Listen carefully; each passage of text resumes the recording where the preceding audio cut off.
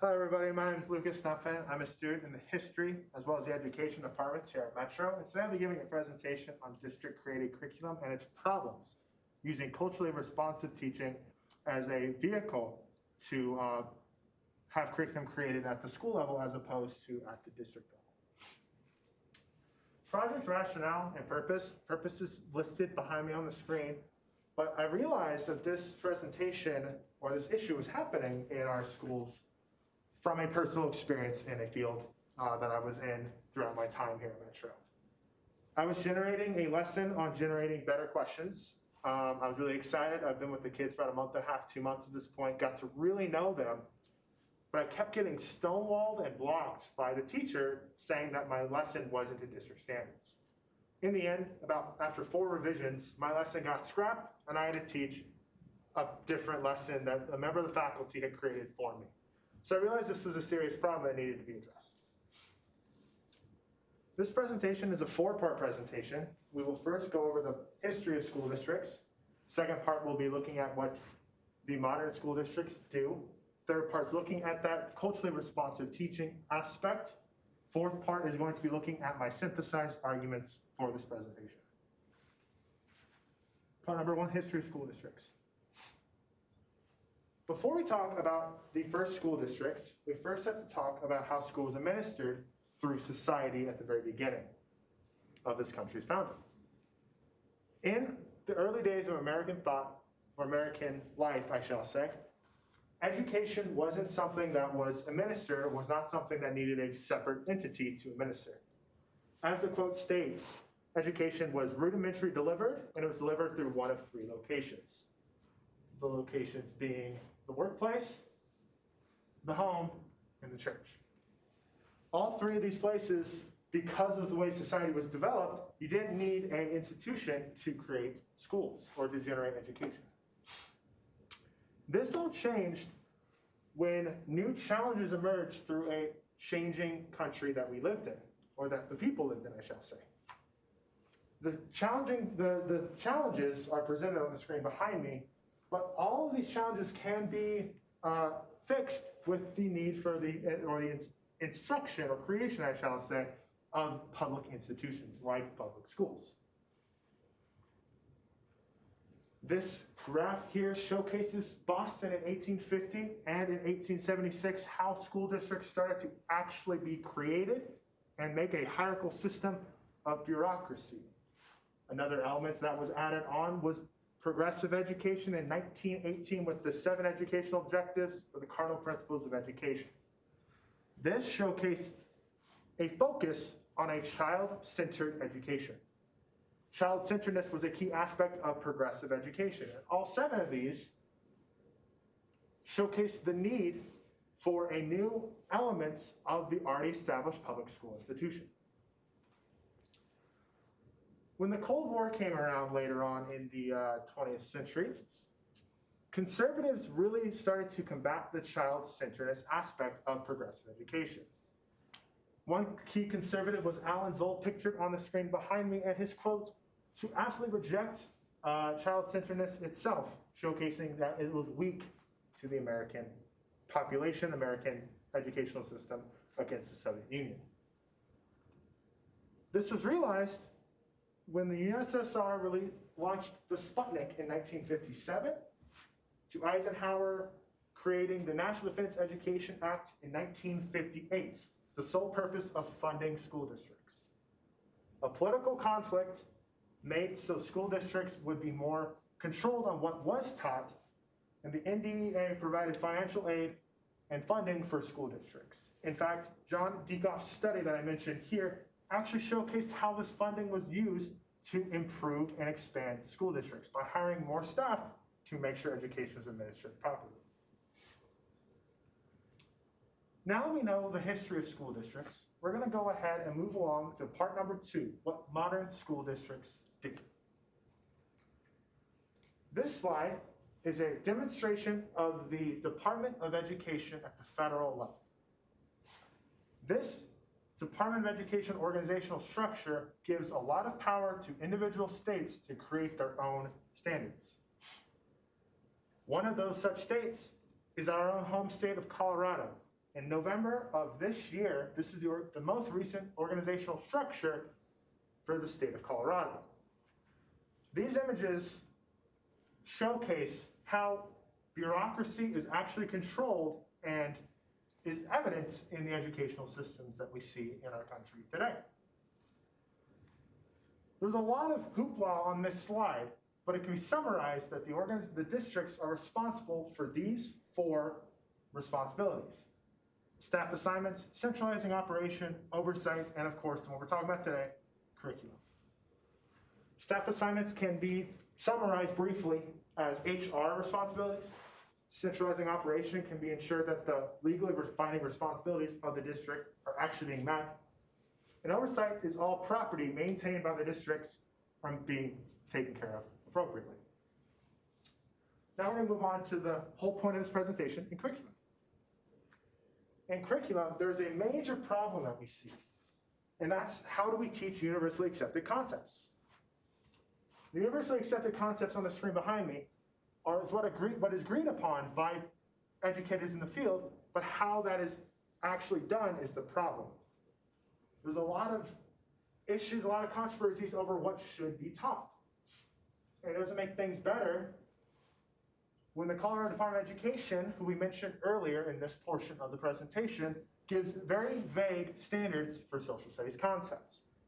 I use social studies due to my interest in going into the social studies department to teach, but as you can see, these standards are very vague in nature and allow the district to create curriculum in their own way. This is evident by Jefferson County, Denver Public, and Cherry Creek school districts, each creating a social studies curriculum that is different in nature.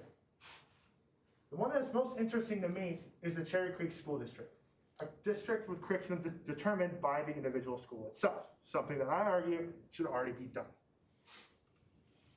Now, we're going to go over to a potential vehicle to make curriculum be done at the individual school level: culturally responsive teaching. In culturally responsive teaching, defined on the slide behind me by Geneva Gay, states students should have curriculum that is more applicable to their backgrounds and their different ethnicities. I argue it could be universally applied. You might be saying, Lucas, that's really hard. How do you do that? Well, first off, you have to teach it. Teacher training procedures at Metro, and I'm sure in other school districts or other universities across the country, showcase the need for pedagogical mastery as well as content skills. You need to have mastered both. If culturally responsive teaching were one of those pedagogical skills in which teachers and educators are taught, this would be done for the next generation of teachers. You might be saying, it's really hard to implement culturally responsive teaching. Actually, right now, culturally responsive teaching can be implemented in the 3 types of curriculum that you see in society today, or I guess in the world today. The first being formal, the definition being behind me right there, of course, but CRT can function by looking at those standards and looking at different backgrounds from the students and fusing them together to meet those educational standards. Symbolic curriculum is very similar. Symbolic curriculum, the definition provided behind me right there, of course, but CRT can be used in this curriculum as well by using symbols of the students' backgrounds in which you teach. Lastly, societal. Societal is more of a big picture thing, but if the other 2 curriculums are engaged, you can then teach your students how the media portrays their backgrounds and how you can train them to combat and push back against predetermined cultural biases. You might be saying, Lucas, this sounds so specific. What are you talking about? Well, it's not specific. In fact, it's an entire pedagogy of people who are thinking just like me and making sure culturally responsive teaching is met for the students. Culturally responsive pedagogy, as you can see right there, is viable at the school level. In a study done by Gloria Lansing Billings, 11 African American students were taught the importance of maintaining their cultural identity while obtaining academic skills. Academic skills being critical thinking to challenge and participate in the society around them. And so now, we got done talking about culturally responsive teaching. We're now going to look into my synthesized argument section. In my synthesized argument against a district-created curriculum, I have come up with 3 main arguments. Those 3 arguments being the anti-bureaucracy argument, the too much responsibility argument, and the curriculum of today argument. In the anti-bureaucracy argument, part 1 of my presentation, we saw that the school districts became very rigid, strong, and efficient based on historical needs that were going on in the country at the time. As a result, students, individual students, not the student bodies, slip through the cracks. CRT provides a way to change the system without completely overhauling it. By looking at each individual student and creating a curriculum for them in the individual schools, you make sure that every student in the entire country make sure that they get the education that they deserve. Too much responsibility argument was highlighted by part number 2 of the presentation, in which we looked at the 4 main responsibilities of the modern day school district. There's a multitude of legally binding responsibilities that school districts have to meet in order to ensure that they can run efficiently.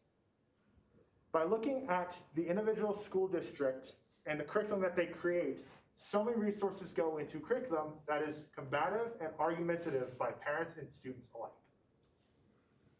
CRT allows students to engage in the curriculum through what their teachers tell them to do. What this means is, if teachers create curriculum at the individual school level and submit it for approval at the district level, the district does not have to worry about legally binding responsibility of curriculum creation getting in the way of the schools themselves, providing arguments, providing overall ease for both parties without systematically changing school districts today. Lastly, the curriculum of today argument. This curriculum of today argument was compiled by interviews by professionals in the field. They tell me that curriculum can be used to, is already being made for the individual students themselves by looking at district and state standards and kind of wiggling their way through. If district standards are already used by the state, why not completely eliminate the district standards and allow teachers themselves to teach to state guidelines, since they're already being done now?